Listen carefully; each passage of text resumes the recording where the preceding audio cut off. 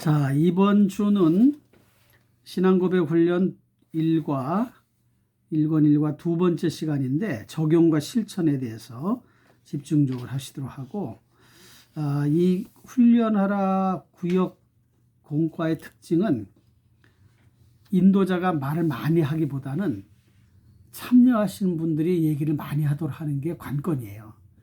그래야 그분들 자기 신앙이 생기고 그러면서 흥미도 갖게 되고 자기가 뭔가를 한마디 하면 그것이 계속해서 집에 가서도 내가 다음에는 이렇게 해야 되겠다 이렇게 해야 되겠다 해서 발전이 생겨나거든요.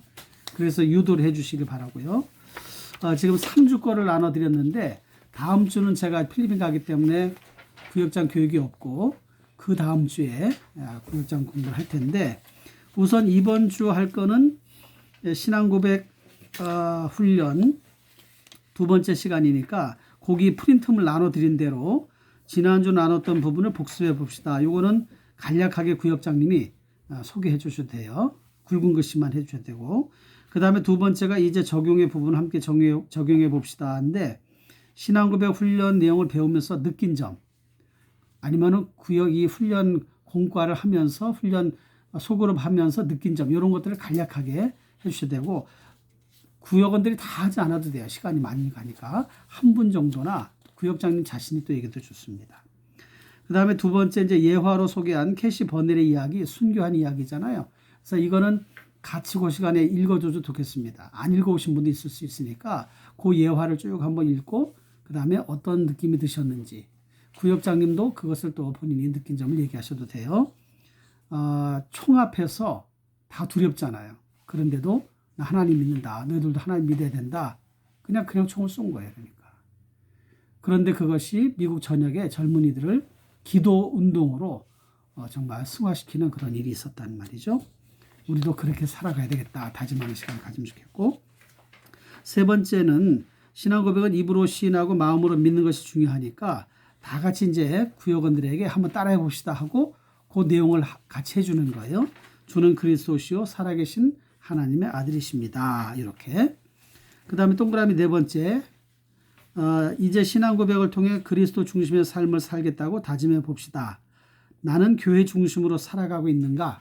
요걸 한번 이제 던져주는 거죠. 교회 중심으로 살아가고 있다면 어떻게 해야 되나? 우선 예배가 우선이 돼야 되고, 모든 순서를 다 예배로 맞춰놨는가? 모든 일정을 기도하는 것으로 맞춰놨는가? 예배와 기도 이런 것으로 맞춰놔야 된단 말이에요. 그게 교회 중심이죠. 교회가 어떤 행사를 할 때 거기에 우선적으로 시간을 맞춰두는 거란 말이에요. 그것이 교회 중심의 신앙이라 할 수 있겠죠. 두 번째, 말씀 중심으로 살아가고 있는가? 아침에 일어나자마자 성경 한 구절이라 읽고 시작하는 거. 그 다음에 끝날 때, 하루를 마칠 때 성경 한 구절 읽고 마치는 거. 이렇게 해서 매 삶의 순간순간마다 하나님의 말씀을 묵상하고 그 말씀이 이끌어가는 대로 살아가게 하는 거. 그 다음에 은혜 중심으로 살아가고 있는가? 삶의 자리에서 힘들고 또 불평스럽고 또 때로는 두려움이 생기고 불안한 마음이 들 때에 하나님 은혜를 생각하고 십자가 은혜를 생각하면서 이겨낸다면 그게 은혜 중심으로 살아가는 삶이 되겠죠. 그러니까 이 부분은 좀 많이 나눠주세요. 이렇게. 그래서 그렇게 좀 진행해 주시고요. 그 다음에 다섯 번째 거기 보면 진심으로 신앙 고백을 한 성도는 언어와 행동의 변화를 보여야 된다.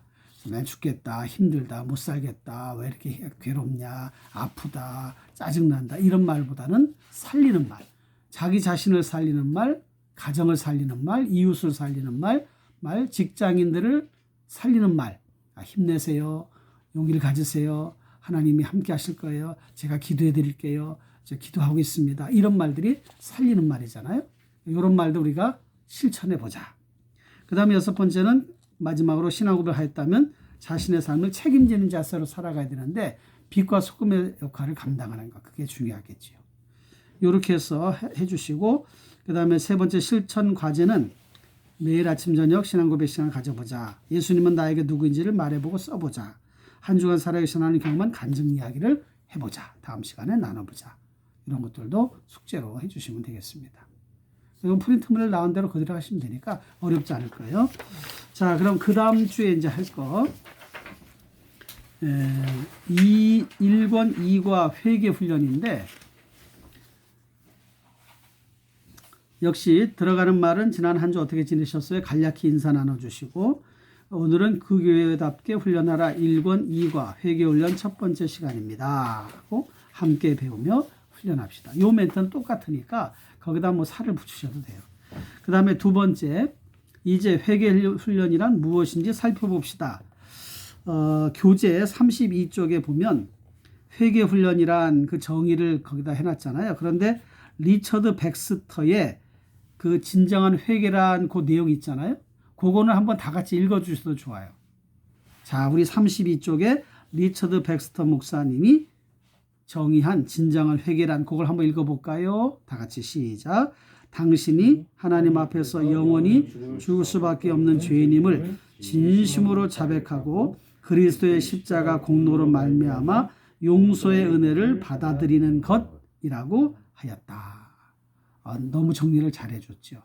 이게 회개다. 진정한 회개다. 그러면서 거기 프린트물에 회개 과정을 경험한 성도들이 여전히 죄와 죄책에서 벗어나지 못하며 구습을 벗어버리지 못한 채 살아가는 것은 옳은 태도가 아닙니다. 회개 훈련은 자신의 회개 경험을 회상하고 죄사함의 은혜를 기억하며 죄와 죄책에서 벗어나 성화의 삶을 살아가게 하는 훈련이 회개 훈련이다. 이미 다 예수 믿는 사람은 뭐 한 번 이상씩 다 그런 경험을 했을 거예요. 자신의 잘못을 뉘우치고 회개한 진정한 회개가 있었는가 그걸 점검해 보는 거란 말이죠. 그 다음에 세 번째, 다음은 회개 훈련의 목표를 함께 살펴봅시다. 여기도 두 가지인데 굵은 것만 읽어볼까요? 받은 은혜를 잊지 않고 살아가기. 그 다음에는 회개에 합당한 열매 맺는 생활하기. 그래서 회개했다면 합당한 열매를 맺어야 돼요. 설교가 훌륭한 설교는 설교한 대로 살아가게 하는 설교가 훌륭한 설교잖아요. 마찬가지로 회개에 합당한 열매를 맺는 성도가 진정으로 회개한 사람이고 그리고 그가 진짜 성도다. 이 부분을 우리가 잘 얘기해 주시고 회개에 합당한 열매를 맺읍시다. 나의 훈련 목표는 뭐냐? 이 두 가지를 우리 훈련 목표로 삼아 봅시다. 그래서 다음 넘어가면 되겠죠. 그 다음에 이제 큰 세 번째 회개 훈련의 내용인데요. 역시 회개 훈련의 내용도 네 가지입니다. 그 네 가지인데 첫 번째, 회개는 회개의 의미를 바로 이해하고 체득해 봅시다. 자, 회개는 마음을 고쳐먹고 돌아서는 것을 의미하는데 신구약 성경에 사용된 회개에 관한 용어들은 다 후회하며 돌아서는 것, 마음을 바꾸는 것 이런 뜻이 있습니다. 그러니까 후회만 하는 것은 회개가 아니에요. 후회하고 돌아서는 것이 회개죠. 그러니까 후회했어. 내가 잘못했어. 하나님 용서해 주세요. 용서해 달라고만 한 게 아니라 용서받았으면 용서한 대로 살아가게 돼야죠. 그게 중요하단 말이에요. 그러면서 거기에서는 뭘 다뤄주셔야 되냐면 다윗의 경우를 한번 얘기를 해주는 거란 말이죠. 다윗은 왕으로서 해서는 안 되는 일을 행했잖아요. 자기 부하장수 우리아의 부인을 탐하고 성적으로 간음을 했단 말이에요. 그리고 하나님 앞에 책망을 들었어요. 나단 선지자를 통해서. 그런데 하나님께서 그렇게 책망을 하니까 회개했단 말이에요. 그게 시편 51편이에요. 시간이 되면 51편을 여러분들 읽어서 준비해 주시고 그 시편 51편의 내용을 보면 구구절절하단 말이에요. 그런데 하나님이 그 죄를 용서해 주셨어. 그리고 밧세바와의 사이에서 불륜으로 인해서 잉태한 아기는 죽었고 그 다음에 다시 이제 정식으로 결혼해서 얻은 아들이 있었는데 그게 솔로몬이잖아요. 근데 그 솔로몬의 이름을 하나님이 여디디아라고 하는 이름으로 부르게 했습니다. 그 여디디아가 무슨 뜻이냐? 주의 은혜를 받은 자라는 뜻이에요. 그러니까 다윗이 솔로몬을 부를 때 여디디아야 여디디아야 이렇게 불렀을 때 주의 은혜를 받은 자야 주의 은혜를 받은 자야 그러면 뭐가 생각이 나요? 자기 죄가 생각나겠죠. 내가 죄 지었지만 하나님 용서해 주셨어. 그게 생각이 난단 말이에요. 그러니까 우리는 다 여디디아의 경험이 있어야 돼. 그러니까 요걸 강조해 주셔야 된단 말이에요. 그런데 정말 다윗이 회개를 했나? 그 이제 교재 내용이 나와 있지만 다윗은 정말 진정으로 회개했어요. 그리고 하나님이 그를 어떻게 평하시냐면은 우리아의 일 외에는 내가 다윗에게서 어떤 잘못도 찾아볼 수가 없었다. 그가 정직히 행하였다. 이렇게 하나님 앞에 인정을 받았습니다. 그러니까 우리아의 일, 밧세바와의 그 불륜의 관계 외에는 다윗은 다른 잘못을 행하지 않았다는 거죠. 그러니까 그때 회개하고 난 다음부터는 하나님을 잘 믿는 믿음의 삶을 살아서 성군이 되는 거란 말이에요. 이 부분을 그거 잘 강조해 주셔야 돼요. 두 번째, 뉘우치고 돌아선 것을 증명해야 된다. 탕자의 비유가 있는데 그 탕자의 비유가 뭡니까? 바로 그런 것이에요. 돌아서는 거지요. 회개하고 돌아서는 것. 아버지께로 돌아오는 거예요. 그게 중요하단 말이죠. 그래서 우리가 예수님을 믿으면 그리스도 안에서 새로운 피조물이라 그랬으니까 새롭게 시작하면 돼. 돌아서는 거예요. 그래서 제가 거기에 재미난 이 얘기를 하나 들어놓은 것이 있는데 부모들이 자녀가 잘못하면 예전은 나가! 꼴도 보기 싫어! 막 이랬잖아요. 근데 요즘은 그러면 진짜 나가니까 부모들이 나갔다가 들어와! 이런다고 그런단 말이에요. 나갔다가 들어와! 나가라고 그러면 진짜 나가니까. 근데 정말 회개라는 게 뭐냐? 나갔다가 돌아오는 거란 말이에요. 나갔다가 돌아오는 것. 그게 진정한 회개다. 자신에게 적용을 해야 되는데 거기에 자신이 유턴해야 되는 게 어떤 것이 있는가? 이기심, 다툼, 미움, 원망, 탐욕, 술 취함, 방탕함, 음행, 거짓과 술수, 수군거림, 삶을 비관, 불평, 불만, 당짓는 것, 적개심, 중독, 우상숭배, 뇌물, 횡령, 사기, 탈법, 불법 이런 것으로부터 유턴해야 된다. 유턴. 그래서 우리가 진정으로 회개하자. 세 번째는 깨달은 은혜를 지속적으로 유지하는 것이 중요한데 더 이상 죄의 종노를 하지 않는 게 중요해요. 히브리서 6장 1절로 2절 보면 도의 초보를 버리고 다시 닦지 말아라. 그러니까 우리가 성경 말씀을 창세기만 계속 1년 12달 창세기만 할 수 없잖아요. 평생 창세기만 할 수 없잖아요. 출애굽기도 나가야 되고 레위기도 나가야지. 처음 배운 걸 다시 계속 반복해서 배워야 돼. 왜? 제대로 하지 못하니까 계속해서 그런 일이 일어나야 된단 말이에요. 그러니까 그렇게 해서는 안 된단 말이죠. 그래서 이런 부분도 우리가 좀 조심을 해야 된다. 이런 부분들을 잘 생각을 하시고 그 다음에 네 번째, 회개에 합당한 열매를 맺어야 된다. 그 네 번째 회개에 합당한 열매는 거기 동그라미 1, 2, 3, 4가 있는데 거기에 맨 윗줄 한 줄씩만 읽어주시면 돼요. 자, 회개에 합당한 열매를 맺어야 되는데 회개에 합당한 열매를 맺기 위해서는 교재 45, 46페이지 내용을 함께 봅시다 하고 시간이 되면은 동그라미 1번부터 2, 3, 4 다 전체를 읽어주시고 시간이 짧으면은 위에 것 하나씩만 해주시면 돼요. 동그라미 1번 해볼까요? 시작. 하나님과의 온전한 관계 회복을 이루는 것이다. 진정한 회개에 합당한 열매는 하나님과 관계 회복이에요. 하나님과의 관계 회복이 되지 않으면 진정한 회개라고 할 수 없어요. 그래서 매일 하나님과의 교제하면서 그런 삶을 살아가고 있는가? 두 번째는 읽어주세요. 과거의 삶에 대한 죄책과 두려움에서 벗어나는 것이다. 진정한 회개는 내가 예전에 무슨 죄를 졌어도 이제 그거에 대해서 벗어나야 돼.